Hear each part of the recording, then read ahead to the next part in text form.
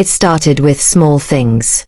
Notes slipped under doors, friendly texts, and casual coffee catch-ups that always seemed to target married men. The neighborhood called her Slay Mama. Her charm was undeniable, and she used it to get close to any man who was married.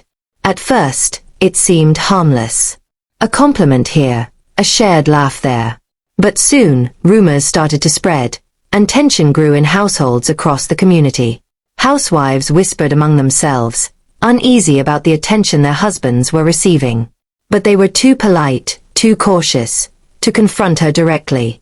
I noticed it first when my husband, Greg, came home unusually quiet one evening. Nothing happened, he said, but I could see the unease in his eyes. Over the following weeks, other wives confided similar experiences. Slay Mama was relentless, persistent, and bold. We tried talking to our husbands, reinforcing boundaries, but her influence seemed to creep in everywhere. Invitations, calls, random visits. There was no escaping it. Finally, a small group of us decided we needed a plan.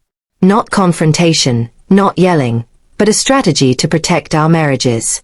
We met at a local cafe, whispering and brainstorming. "We can't just ignore her anymore," one wife said. "She's testing every limit we have." "I've had enough," I said firmly.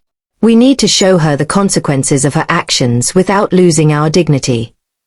After much discussion, we decided on a unified approach.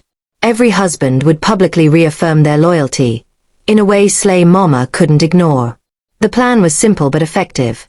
Social gatherings, neighborhood events, and public spaces became venues where wives subtly but unmistakably demonstrated control and unity. At the next community picnic, every married woman wore a pin that read, "Family First." It was a quiet statement, but it spoke volumes. Slay Mama noticed immediately. Her usual charm faltered. The men she tried to engage were distant, aware of the silent boundaries surrounding them. She attempted to speak to one of the husbands at the event, but his wife stepped in, smiling politely, and guided him away. Over time, her influence waned. She became more cautious, less bold, realizing her old tactics no longer worked. The neighborhood regained its peace, laughter returning to casual conversations, and trust being restored in homes where tension had once ruled. Our drastic step didn't involve confrontation or humiliation. Instead, it was unity, subtlety, and quiet power. We learned that boundaries, when respected collectively, are far stronger than fear or manipulation. The husbands realized the depth of their loyalty, appreciating their wives' proactive steps to protect their relationships.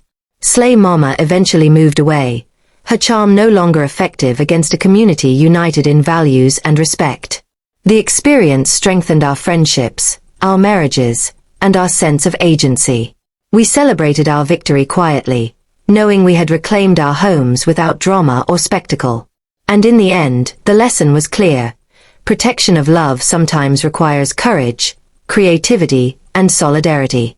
For us, that solidarity was enough to restore harmony, respect, and peace in our lives.